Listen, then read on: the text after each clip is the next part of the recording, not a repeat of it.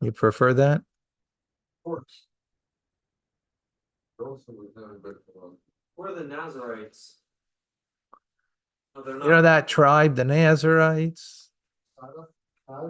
No. they were like the top side. They built all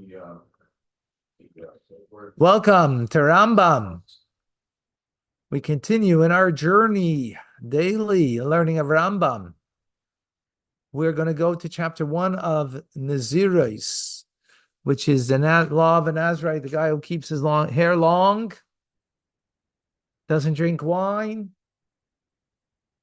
because he wants to be extra holy. Right? Exactly. You can hear Kiddush. Chapter 13. You can answer Amen to Kiddush. Can't drink from it, but you could fulfill the mitzvah by hearing the Kiddush, right? We're Page 101. We're Nazarite chapter 1. We're not going to conclude the laws of oaths Or oath thou. or vows rather. Okay. Nazarite vow is one of the types. Okay, introduction to the Hilchos Naziros. They contain 10 mitzvahs, 2 positive and 8 negative. They are: the Nazarite should let his hair grow long. They should not cut. That's positive. Negative is they should not cut his hair throughout the time of his Nazarite vow. Right. So this in the laws of vows continuation, because this is based on a vow. Person says, I am taking upon myself to be a Nazarite for 30 days. Someone would say, I don't do that, because he wants to be holier than thou. If you remember Pashas Nosai, we had the laws of Nazarite that came after the law of Saita, of the woman who, So why the two next to each other? Rashi explained, is because he saw what happened to the woman who was indiscreet, and because of that, he kind of got nervous and he wants to be much more discreet, and therefore he doesn't want to drink wine. But he's what wine could do to him, right? So that's the law of the Nazarite, right? So this is like this is back in the day, those who were in recovery. This is the Jewish rehab. So to make his hair grow long is to make him not ugly, but It's not like He's not part of this world, out of this world, right? he has a visible. Yeah, so the hippies are like, they're otherworldly. So like, a recluse, like a recluse would be, right? A hermit who grows hair long and, yeah. Nazarite's vow, a span of Nazarite, but Nazarite can be a lifetime of Nazarite. Yeah, we're going to learn all this. Yeah. Very interesting. Okay. We don't have these today, though. We could. No, it's possible. If you took an oath to be one, you took a vow to be one, then it's a problem. Could be.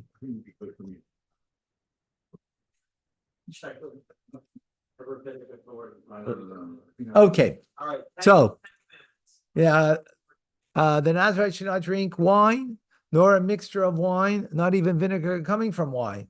He should not eat fresh grapes, should not even eat raisins. He should not eat grape seeds. He should not eat grape peels. That he not enter a shelter where a corpse is located, because he becomes impure, right? That he should not contract impurity because of a corpse. That he shave his skin and bring his offerings when he completes the Nazarite vow, or when he becomes pure. Mitzvahs in the ensuing chapters. Okay. Lacha number 1, Nazarite vow is one of the types of vows involving prohibitions. I forgot to get up and shake my legs. Yeah. Okay. As it states in Parshas Nosai, the second chapter, the second parsha in the book of Numbers, right? We did it a few weeks ago, right after Shavuos, as a matter of fact.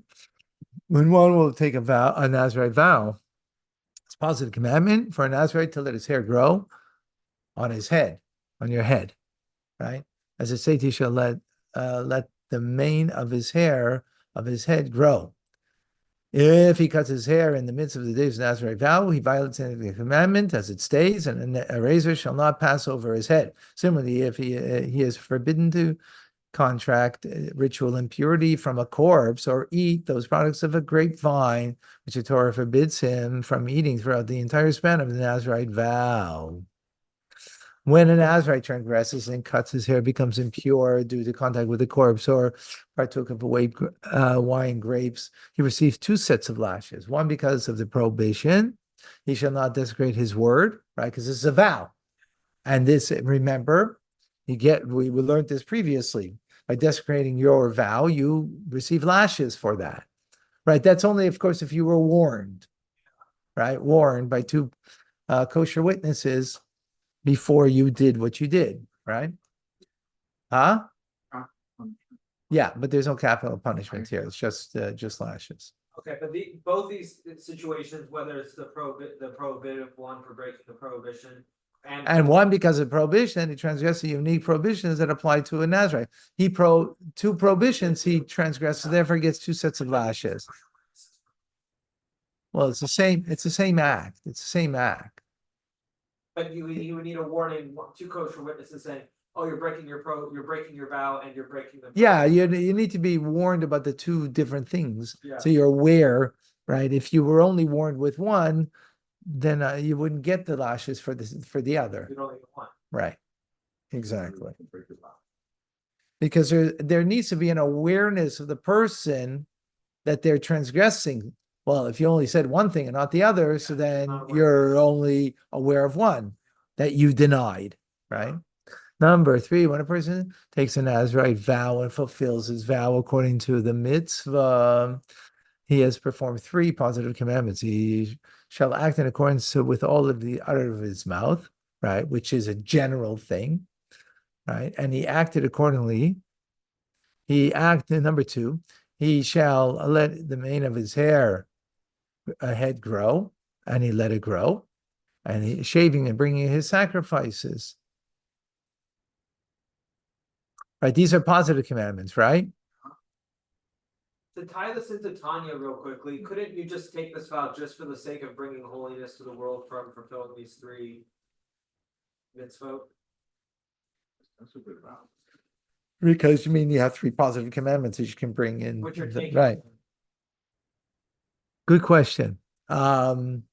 Just in brief, this is in order because you don't feel strong enough to kind of engage in worldly things like the wine, and you're worried about, just, it's a pretty depraved world, right? Yeah. So, but it comes from a weakness. If you have the strength, then if you have the strength of character and the strength of devotion to Hashem, then you don't need to do this. And that's why it's also called a sin to do this. Not a good thing you're doing. If you need it, it's a good thing. Yeah. But in itself is inherently not a good thing because you're not strong enough, and therefore that's why you bring a sin offering. Why you bring a sin offering?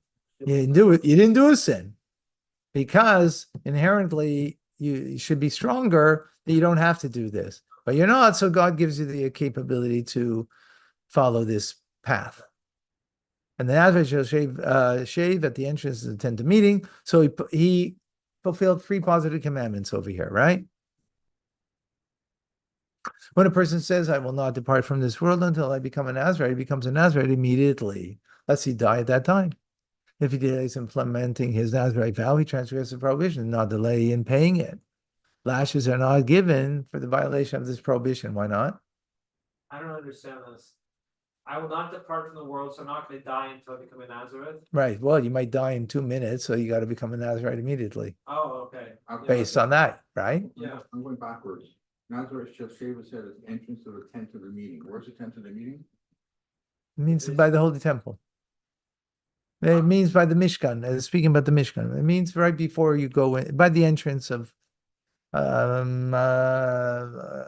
whatever. Where are those? I know the picture. There's 2 screens and then there's 2 screens again. Yeah. Screens. Yeah. Okay. By the entrance there. People shake their heads, sir. So do we see any other instances where people take on an oath by saying this? Well, you By tell. using the formula of, oh, lest I die a Nazarite, could you say like, could you use this formula for a different oath? Before anything. Lest I, before I depart from this world, I will give tzedakah. Well, give right away. Okay, so this sort of formula isn't unique only to this Nazarite oath. No, but the Nazarite is an oath. So therefore, we're speaking about it in the form of the Nazarite. He is taking an oath. He's taking a vow, rather. Yeah. Right? Not an oath. It's a vow. Okay, we're good? Right? Not an oath.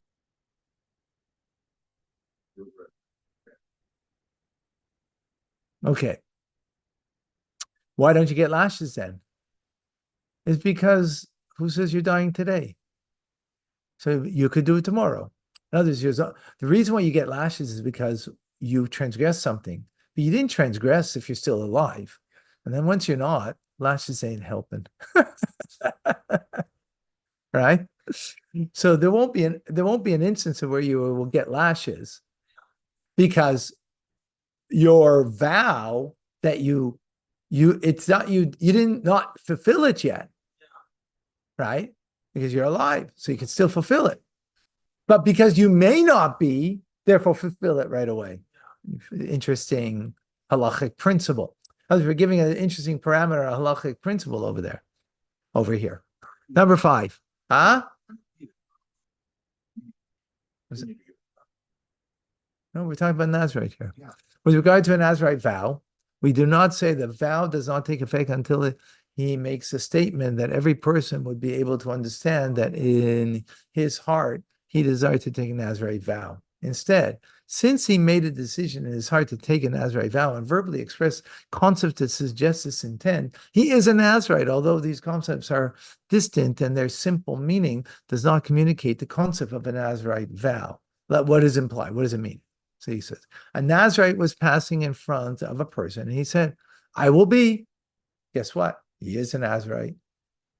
I will be a Nazarite. No, he just said, I will be. But he walked right, will be. What's he saying? I will be. In reference to who walked by him right now. Yeah. So even though it wasn't clear, what did he just say in number 5? It wasn't clear what he said, but we understand what his heart's intent is. So therefore, by those words alone, Nazarite. Since his heart, he intended to say that he will be like that person, right? He didn't say, you said it. Yeah. He didn't say it, right? But in his heart, that's what he meant, right? It's considered as if he made such a statement, even though he did not explicitly say, I will be like him.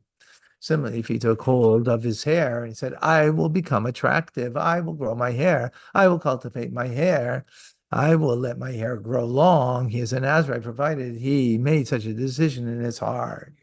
So if it was a hippie, right, that you held his hair and said, oh, I love this hair, I'm gonna, right, but he wasn't a Nazarite, it was a hippie. Yeah, right. But if it was a hippie Nazarite, then you said it. But let's say your intent was for the hippie in him, not for the Nazarite in him. So then it's based on what your heart's intent is, but you verbalize. Remember, heart's intent means nothing if you don't verbalize. You got to verbalize. But you did verbalize here, but it wasn't a clarity in the verbalization. Yeah. But since your heart was in tune with it, and when you stroked his hair, you meant by that to be a Nazarite, you're a Nazarite. If you didn't mean that, if you meant the hippie in the guy, yeah, so then you're not the Nazarite because it's based on the heart being verbalized. Got it? Got it. But you're not setting like a duration for how long you're going to. Look at this guy. I think he's starting to become a little hippie. But you're not setting a duration for being the Nazarite. My hair.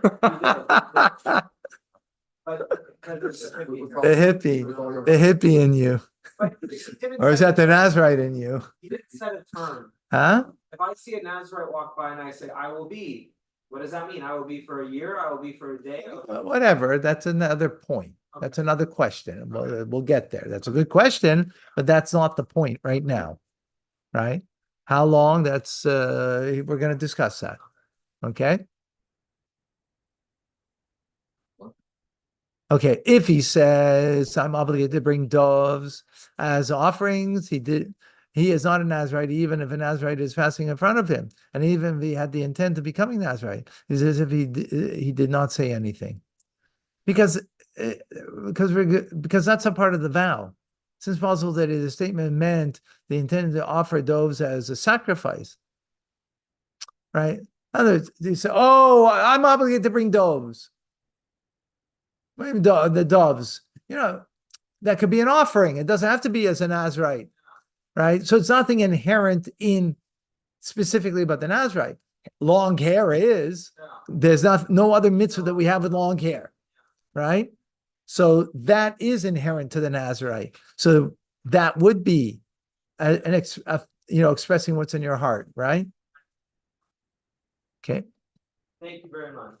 All nicknames for a Nazarite vow are considered like a Nazarite vow. What is implied? If he places in places where people mispronounce the words they use, if one says, I am a Nazik, Nazayech, or I'm a Pazayech, or he is a Nazarite, right? Because it's just a mispronunciation. If a person says, I'm a Nazarite only with regard to grape seeds or regard to grape peels, I'm a Nazarite with regard to shaving, or I'm a Nazarite only with regard to impurity, he is a Nazir in the complete sense, and he must keep all the particular laws incumbent on Nazarites, even though his intent was to forbid himself only with regard to the particular he mentioned. Since the matter concerning which he took the Nazarite vow is forbidden to Nazarites, is a Nazarite in the full sense of the term. Yeah.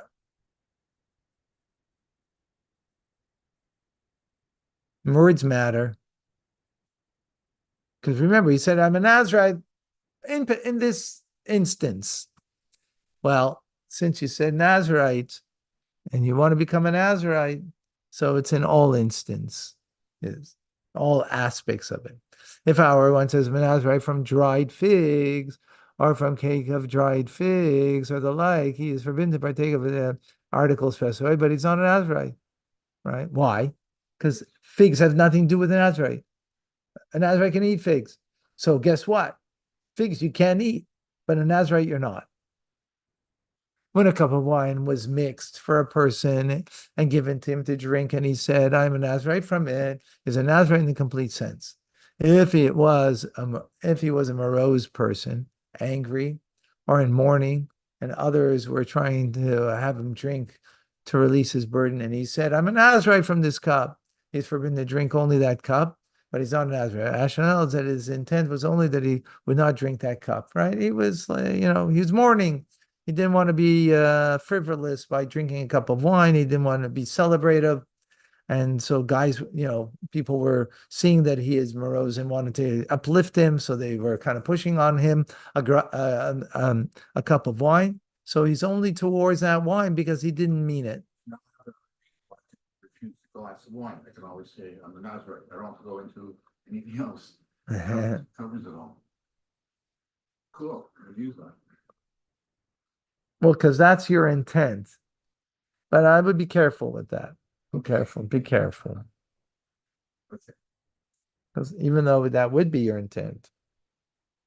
Similarly, if a man was given a cup to make him totally inebriated, and he said, I'm a Nazarite from it, he's forbidden to drink only that cup, but he is not a Nazarite. The rationale that his intent was only that he should not drink, and should not have him become overly drunk, right?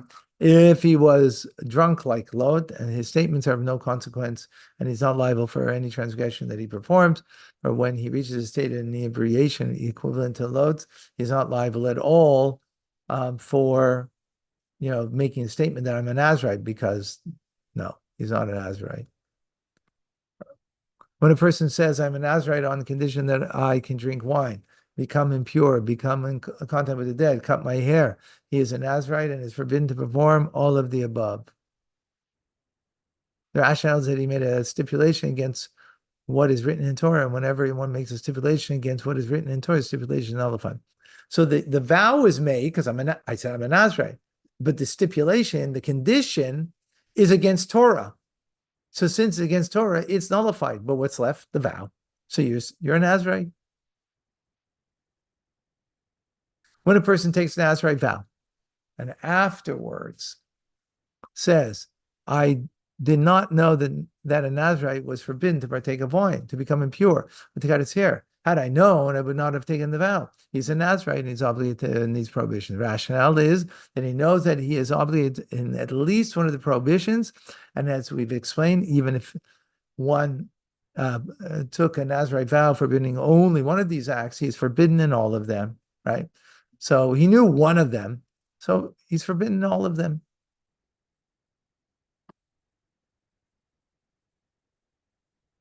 It's okay. Okay, we got it. 15. If a person says, I know that an Nazarite is forbidden in all of the above, but I thought that I could be permitted to drink wine because I cannot live without wine, or I thought I'd be permitted to become impure because I bury the dead, he is not an Nazarite because his vows include in the category of the vows made in error, which need not be absolved by the sages. We've explained it was made in error. Now, the other ones are not made in error because here, this is contrary to anything, he makes a living by as a grave digger. So like, hey, I got to bury the dead. So it's made in error. When a person says, my hand is an Nazarite, my foot is an Nazarite, his words are of no consequence. If, however, he says, my head is an Nazarite, and my liver is an Nazarite, he is an Nazarite.